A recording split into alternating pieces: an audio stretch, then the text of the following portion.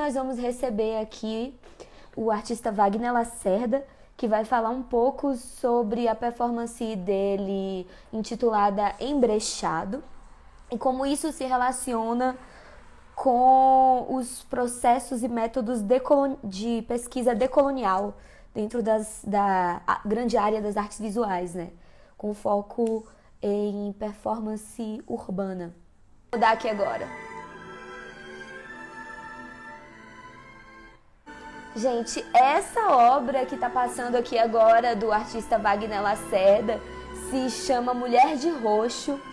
Foi uma performance em homenagem à Mulher de Roxo, uma figura excêntrica que ela perambulava pelas cidades de Salvador totalmente vestida de roxo. Salvador é uma cidade muito curiosa, assim, no sentido artístico, performático, porque existem várias figuras arquetípicas da cidade que transitam pela cidade e elas acabam se tornando parte do imaginário, da vivência na rua, né? E eu acho que nesse momento assim de isolamento social, a gente acaba perdendo um pouco essa narrativa da rua, né? E tanto a Mulher de Roxo como o Jaime Figura, que eu apareço falando um pouquinho com ele rápido quando eu estive em Salvador num dos meus programas lá do IGTV. Vocês podem abrir o meu perfil e dar uma olhada no meu IGTV que tá lá salvo, o papo que eu bati com o Jaime. O Jaime Figura é um artista local, baiano, que reside no Pelourinho e perambula pelas ruas totalmente trajado com armadura de Exu. É bem interessante, assim, a figura do Jaime, né? É uma figura, assim, bastante fora do convencional, dissidente, com uma mulher de roxo também. Vou colocar aqui mais outro pedacinho do clipe do Wagner, enquanto ele ainda não... Te deixo consternado no 1º abril, mas não ser tão ingrata. Não esquece quem te amou. Em tua densa mata se perdeu e se encontrou. Aí esta terra ainda vai cumprir seu ideal. Ainda vai tornar-se um imenso Portugal.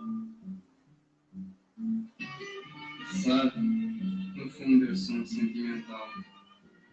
Todos nós herdamos no sangue lusitano uma boa dosagem de livro. Além dessa, claro, mesmo quando as minhas mãos estão ocupadas em torturar, esganar, trucidar, meu coração fecha os olhos e sinceramente chora.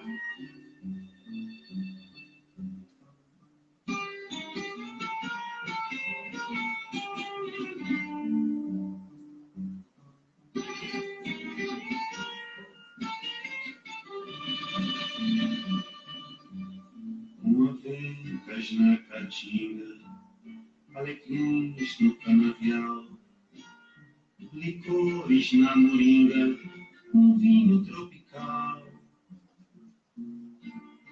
E a linda mulata, com rendas do Alentejo, de quem numa bravata arrebata um beijo. Aí esta terra ainda vai cumprir seu ideal. Ainda vai tornar-se um imenso Portugal. Meu coração tem um sereno jeito e as minhas mãos o golpe dou e presto, de tal maneira que depois de feito, desencontrado eu mesmo me contesto. Se trago as mãos distantes do meu peito, é que há distância entre intenção e gesto. E se meu coração nas mãos estreito, me assombra a súbita impressão do incesto. Quando me encontro no calor da luta, ostento a dura empunhadura à proa, mas meu peito se desabotoa. E se a sentença se anuncia bruta, mais que depressa a mão cega executa, pois que senão o coração perdoa. O que tá? Boa tarde, meu povo! Boa tarde! boa tarde. Eu desativei aqui os comentários para não ficarem passando na frente da sua performance. Surpresa! Gente, ele me pegou de surpresa, nem eu estava esperando por isso. Se acaba comigo. Tem que causar uma frição, né, filho? Senão, pra mim não tem jeito. Você acaba comigo. Me deixou realmente assim, ó. Até burlou uma frase aqui que eu fiz para poder aparecer para você. Deixa eu liberar aqui os comentários de novo. Agora pode, né? Ai, meu Deus. Virei. Opa, direito. Agora pode. Uhum. Deixa eu acender a luz aqui. Os comentários de novo. Pronto. Pronto. Agora a galera pode realmente aqui comentar. Claro, aí também. Tá bem claro. Tá dando para escutar perfeitamente. Eu coloquei uma caixinha de som aqui separada. Dá para você me ouvir bem também? Dá, perfeito. Ótimo, ótimo. Gente, na tarde de hoje, nós estamos aqui novamente com esse artista incrível, maravilhoso, professor da Escola de Belas Artes da Universidade Federal da Bahia, doutorando, né, do programa de artes visuais da UFBA, performer, artista de pintura corporal, pesquisador maravilhoso a respeito de processos do corpo, performance, arte urbana. E nós estamos aqui hoje para falar um pouco sobre processos decoloniais em performance e urbanidade. Wagner, a palavra é sua. Pode falar o que você quiser falar agora para a gente começar essa nossa conversa, um pouco mais, que eu tinha deixado de falar na sua apresentação, antes que a gente coloque o endereçado para o pessoal assistir completo, que ele também está aqui, e nós também vamos vê-lo, antes que a gente comente sobre esse trabalho específico. Ok. Eu preferi fazer essa performance porque eu acredito que falar de um processo decolonial é resistir, né? É persistir a cada dia. Não é só acreditar que já passamos, que suplantamos isso e que é necessário estar constantemente em exercício, né? Decolonial, para mim, quer dizer sempre em fluxo, em exercício, sempre em resistência, em ativismo, né? Esse trabalho especificamente chama Embrechado, você já deve ter colocado na propaganda. Ele foi desenvolvido em 2016. Ele vem de outras performances, que eu acredito que o meu trabalho ele passa por um processo que a gente chama de cristal, como disse Anne Fernandes, né? Grande pesquisadora do corpo, da Universidade Federal da Bahia. Ela diz, tem um livro recente dela, que ela fala justamente do padrão cristal, que é quando você vai se desdobrando um trabalho em outro. As estéticas são parecidas, mas não são iguais, mas falam da mesma coisa, tem o mesmo princípio. Então, eu já passei pela Mulher Porcelana, que foi o primeiro trabalho, que eu até mostrei em uma outra live, que é esse aqui, não sei se está dando para ver, né? Eu acho que eu tenho ele aqui para poder mostrar para o pessoal. Peraí. Deixa eu ver. Deixa eu colocar ele maior. Que já falava dessa relação de decolonial na arte contemporânea.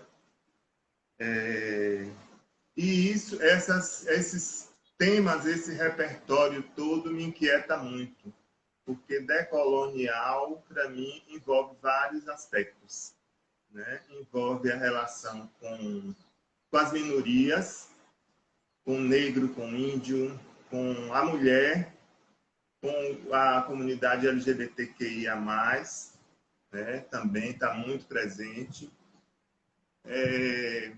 Então, ele surgiu, a Mulher Porcelana, por exemplo, surgiu de inquietações até pessoais, de relações que eu diria que as pessoas chamam hoje de relações que incomodavam mesmo dentro do universo LGBTQI, de domínio, de poder, de de ocupação de arquétipos de um lado e de outro. A gente pensa que é só entre a mulher e o homem, mas existe também dentro da comunidade LGBTQI, né? Então, eram relações tóxicas que eu via, não só que eu já tive, né? E não só a mim, quanto outras pessoas, outros amigos, e que incomodava esse papel da Amélia, do frágil, sempre estava em um, sempre estava inserido em uma das figuras. E por a gente ser artistas, muitas vezes as pessoas se atrapalham, se equivocam, que o artista é delicado, é sensível, e aí é que o negócio pega, né? Porque nós todos temos dois lados, né? E chega uma hora que essa mulher porcelana quebra a louça. Seja lá a mulher no sentido de sexo e gênero binário, que é tida como marido, como a escrava do lar. Esse repertório é antigo, mas é persistente até hoje, a gente tem que admitir, mesmo com a lei Maria da Penha. Então, ela quebra em algum momento essa louça toda, a casa inteira está na cabeça dela, né? E com relação ao LGBTQ também, da mesma forma acontece, né? Sentimentos de posse, sentimentos de querer um dominar o outro, de concorrência, a relação do poder aí entrando, né? Então, isso tudo me incomodava e eu fiz essa série, Primeira Mulher Porcelana Também Quebra-Louça, porque ela estava quebrando a matéria que a sociedade emprestou a ela, né? A sociedade admitia que era uma característica dela, né? Incorporava como adjetivo, como arquétipo da mulher de modo geral, do feminino, né? E ela quebra toda a casa e diz, não, agora eu tenho que me mostrar de igual relação com o homem. Ou com o yin, o yang, queira lá como vocês queiram falar, esse equilíbrio tem que ocorrer, porque senão uma das partes sofre e a outra oprime, né? Wagner, a sua busca sempre por trazer questões do feminino para o seu trabalho, como que você entende a feminilidade e esses arquétipos do feminino, esses usos do que é visto como simbólico do universo feminino? Olha, existe uma colocação do feminino até no universo eurocêntrico como aquilo que é delicado, não é que eu entenda como isso, é que é delicado, que é frágil, que é histérico. Né? Não é à toa que Freud trabalhava com histeria, né? Na tentativa de trabalhar a histeria. Na época dele era muito frequente. E aí ele vai trabalhar o inconsciente para dizer que, na verdade, era isso. Né? Então, eu vejo assim, hoje, esse estereótipo do feminino como o sensível, como o delicado, mas como que tem um poder também de criação. A própria criação, a própria intuição, né? É o feminino, né? Essa relação que eu ainda acredito das religiões pagãs, da grande mãe, das deusas, está presente em qualquer ser humano, né? A Lilith e a Eva, existem as duas, porque só uma, né? Porque só um dos papéis, né? Então, o feminino é essa potência toda que a gente tem do parir. Quando você pare, eu não tenho filhos em matéria, mas todas as minhas obras, para mim, são meus filhos. Então, eu faço parto a cada dia que eu produzo. O feminino, para mim, está nisso. Entendeu? É esse sentido. Uma parte da mulher de rosto. Olha você aí, você toca as formas, as formas, na verdade, mas você coloca outro artista para transformar no seu lugar e aí você sabe como isso você troca. E aí é o seu corpo em performance durante a ação performática que são uma evidência na cena, né? Na produção.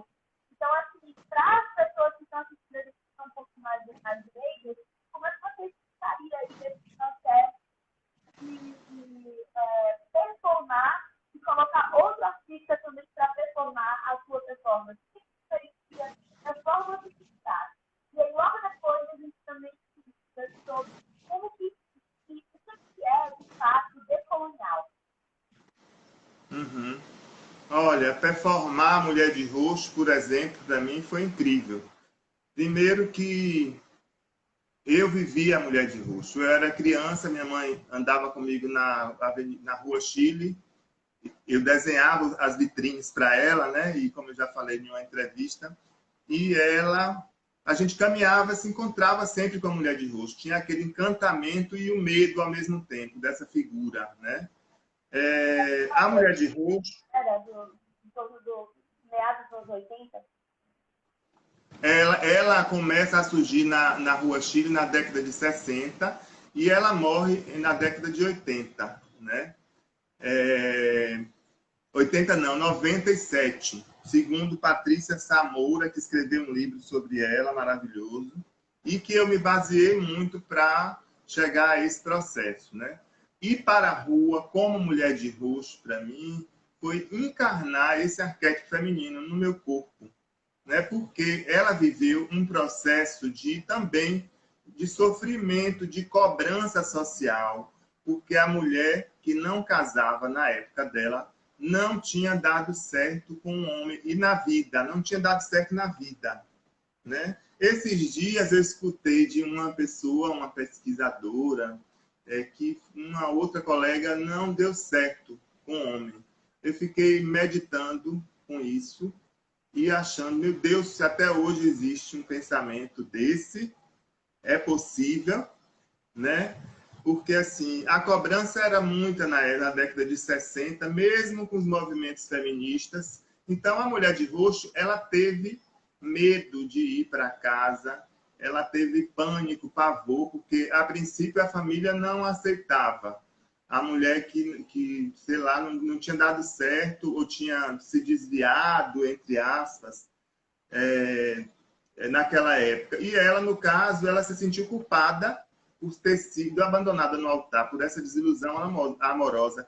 Quem não prestava na cabecinha dela era ela, perante a sociedade, né? Então, ela foi para as ruas, foi andar à deriva, virou uma andarilha, ela morava num albergue na Baixa de Sapateiros, e ela se vestia como rainha, porque ela veio de uma família nobre, né? Então, cada dia que você perguntava o nome dela, ela respondia com um nome diferente. Florinda Santos, Florinda Grandes Wester, e empinava o nariz. Doralice, Verônica, porque ela queria esconder uma essência genuína dela. Ela terminou virando mito por conta disso.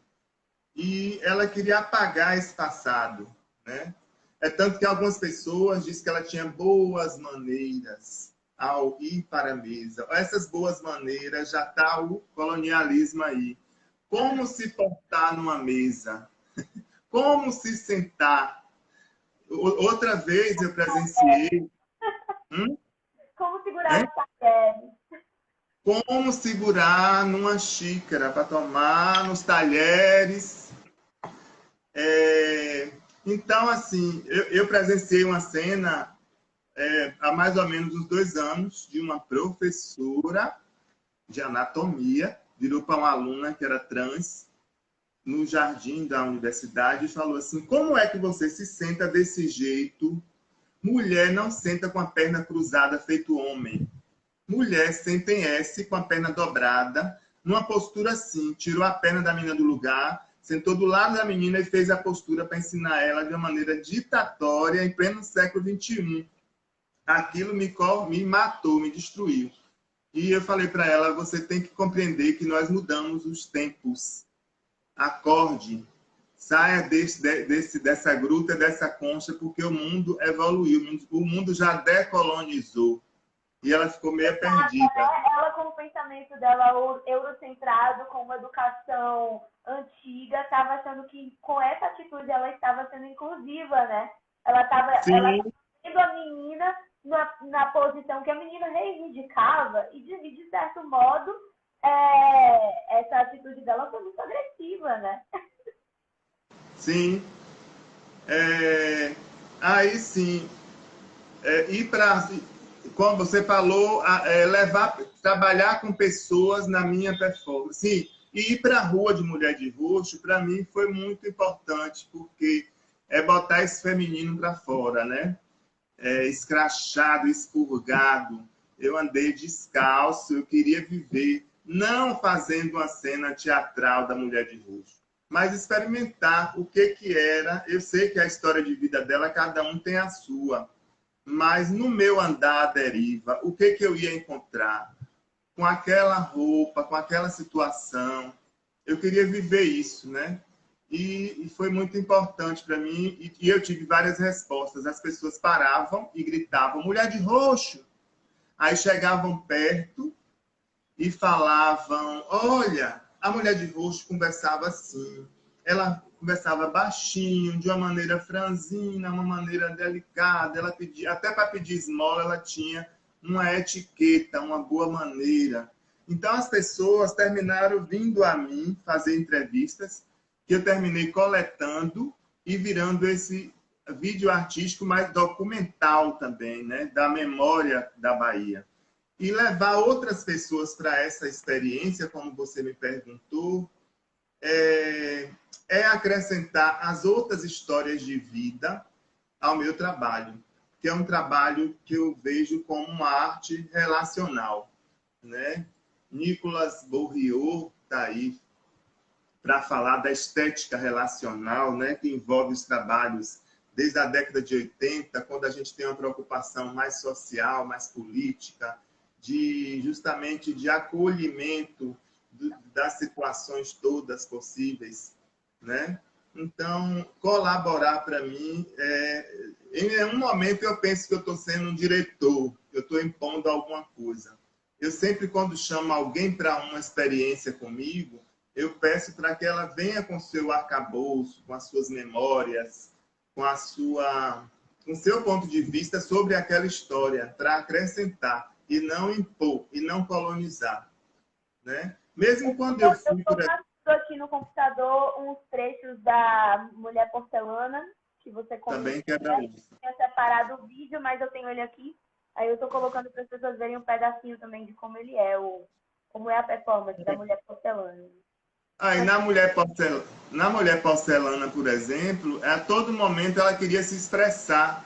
E essa figura do macho, do espírito azul opressor aí, cada vez que ela tentava piscar um olho ou fazer um som, um ruído, ele abafava, né?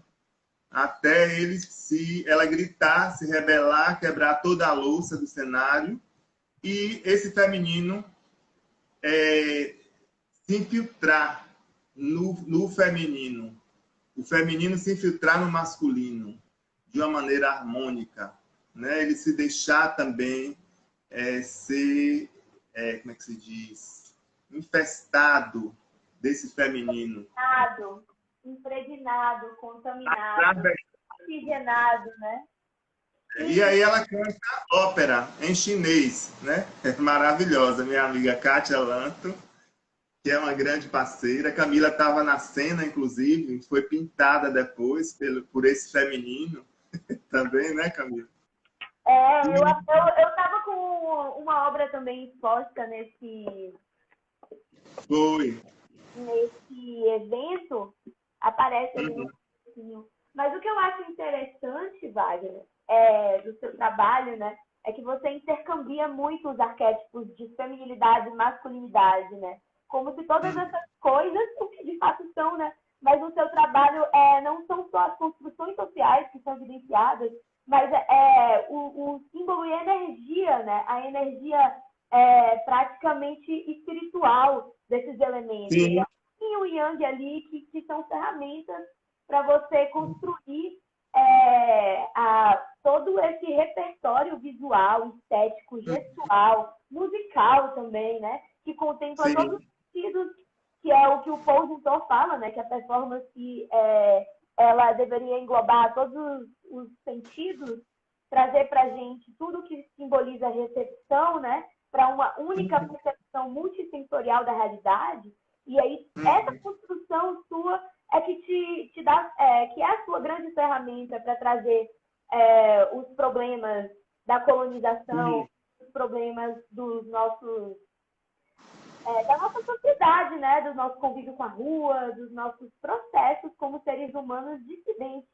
Eu me sinto muito dissidente, assim, acho que você também se sente também. Numa sociedade que ao mesmo tempo está marcando como que devemos agir, nos portar, nos comunicar, em quem devemos prestar atenção, em quem não devemos prestar atenção. Quando uma sujeita da rua se presta a se vestir de roxo, ela é louca. Ninguém se pergunta por que ela está agindo daquela forma, né? Qual é o simbolismo que ela está trazendo ali, sem ser com palavras. Existem várias formas do sujeito dito louco se comunicar, né? Que muitas vezes não é loucura.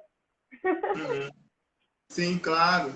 E a mulher de roxo, ela nesse sentido, ela queria se impor também, porque a sociedade da época da Rua Chile era um ambiente onde só a alta sociedade frequentava no final da tarde, onde tinha os namoros, onde eram feitos os afés, os casamentos. Então, ela não se achava de maneira nenhuma inferior por estar ali. Por isso é que ela ia para as lojas, comprava os veludos, as rendas, e ela mesma costurava, segundo o livro de Patrícia Samora. E ela se sentia uma rainha. Ela dizia que era dona da Sloper, que era a primeira loja do departamento de Salvador, e dona do Palácio Rio Branco. E ao pedir esmola, na cabeça dela não era esmola, era um tributo para os transeuntes que estavam por ali circulando pela área dela. Então, até nisso, ela se suplantou. No vídeo, eu trabalho as questões de mácula, primeiro, como áreas, uma ópera visual. São 4 áreas. Mácula, memórias distantes, onde eu mostro um pouco do passado da época, e entrevistas também. Depois, o surto e o acolhimento. E o acolhimento é quando ela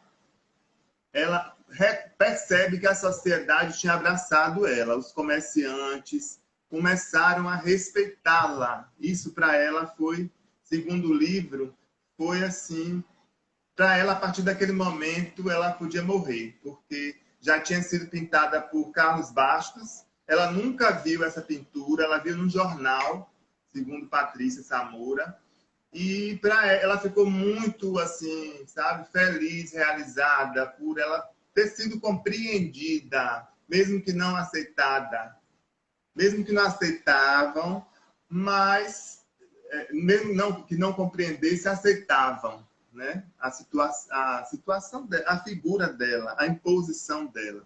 E esta imposição, para mim, de estar ali constantemente, isso é decolonial.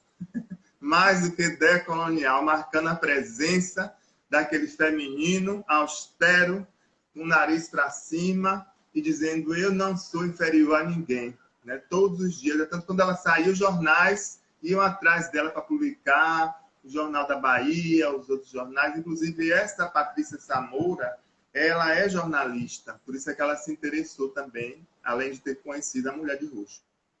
Interessante. Eu vou agora passar o vídeo emprestado para o pessoal ver e aí a gente vai comentar sobre ele depois, tá bom? Uhum.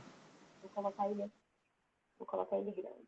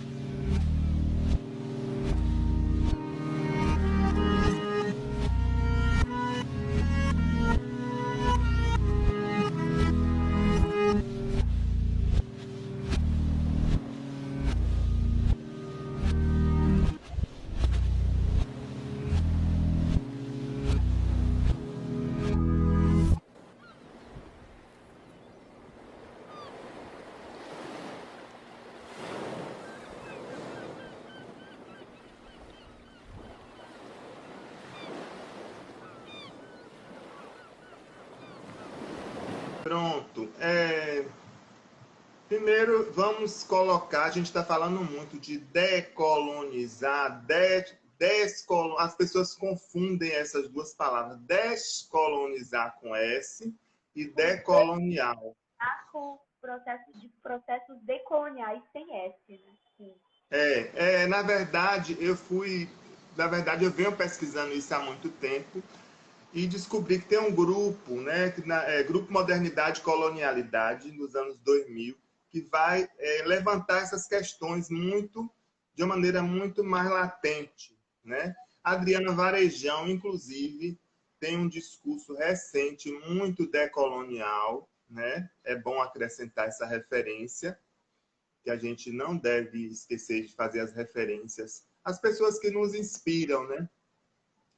E, na verdade, o descolonial é quando você quer se livrar da colonização, né?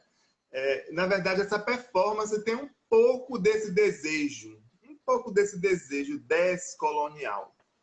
Mas a insistência de se refazer a cada dia esse processo faz com que ela se torne decolonial, que é justamente suplantar, resistir de forma ativista, constante, as questões que envolvem, seja lá a mulher, o homem, o gay, que são impostas, que foram impostas, impregnadas na nossa cultura, seja lá nos hábitos, nas maneiras de ser.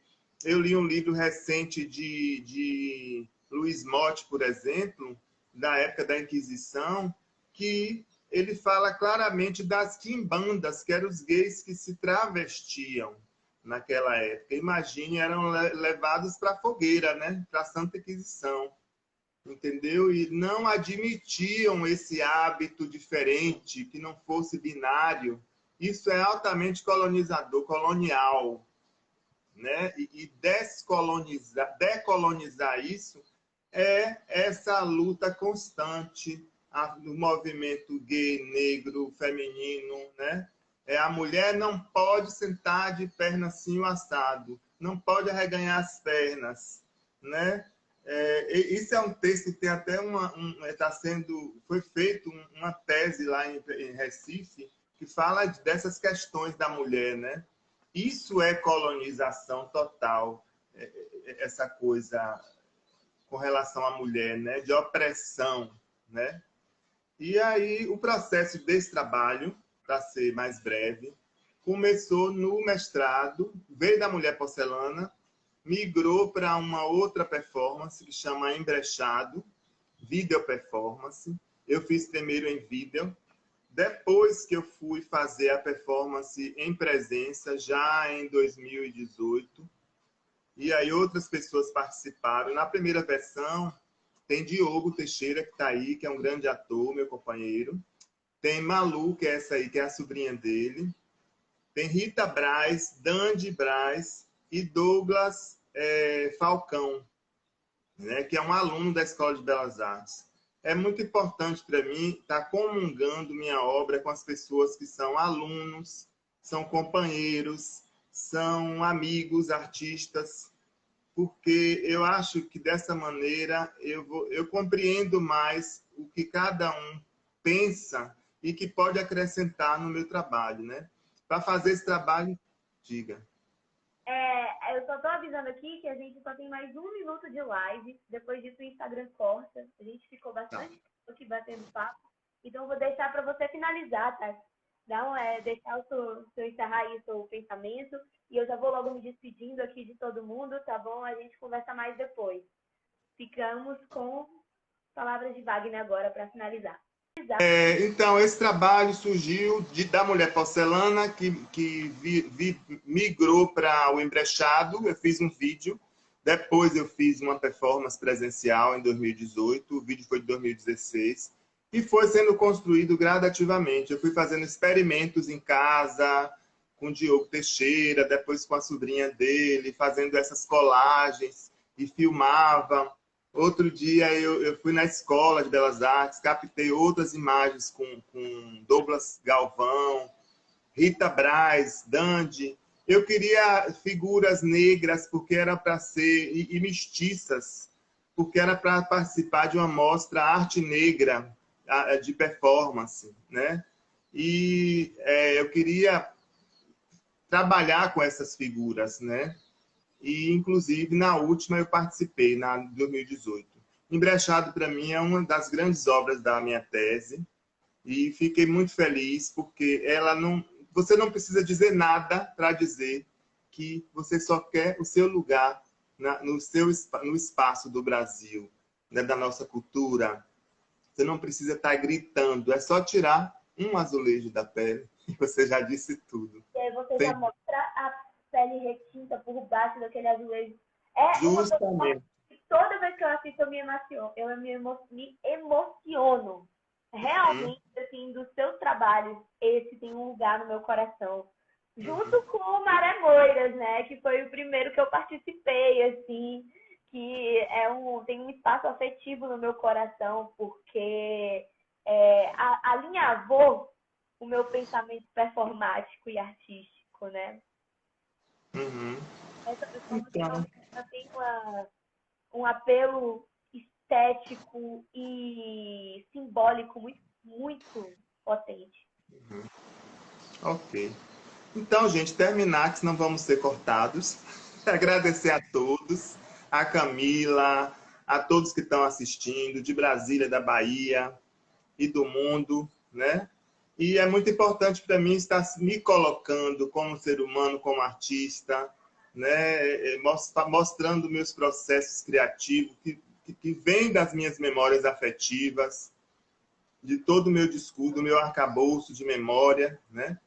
E é isso aí. Um grande beijo e obrigado mais uma vez, Camila, por esse convite. De nada. Muito obrigada pela sua presença, Wagner.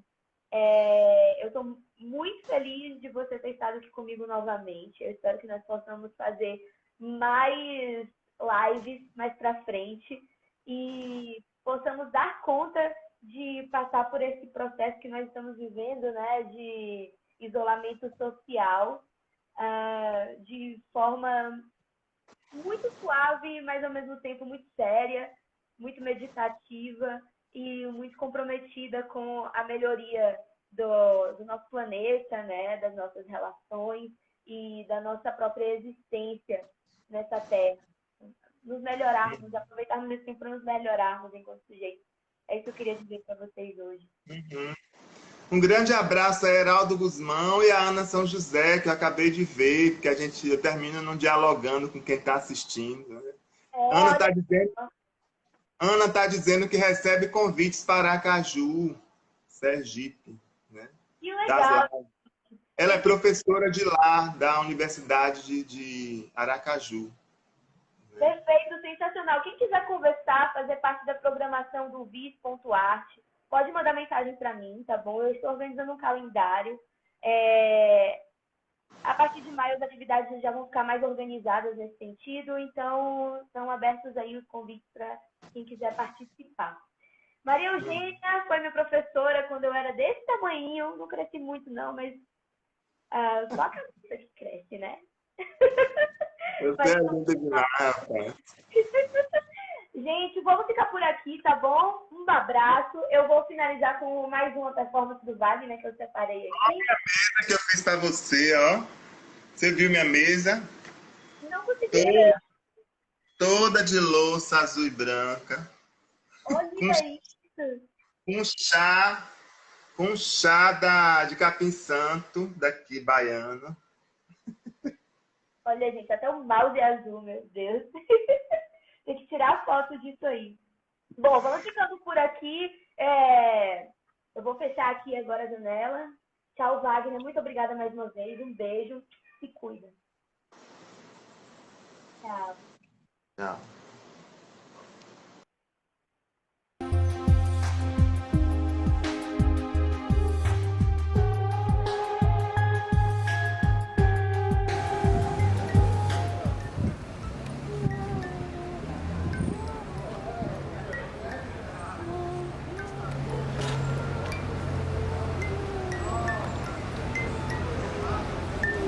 Transportou, tá nela. sorrisos, sabe? Num dia em que elas esperavam que iam só trabalhar, ou que iam só encontrar um dia igual. E elas se sentem surpreendidas, a gente vê a surpresa nelas e o contentamento delas, ser surpreendidas por aquelas pessoas vestidas de cor-de-rosa.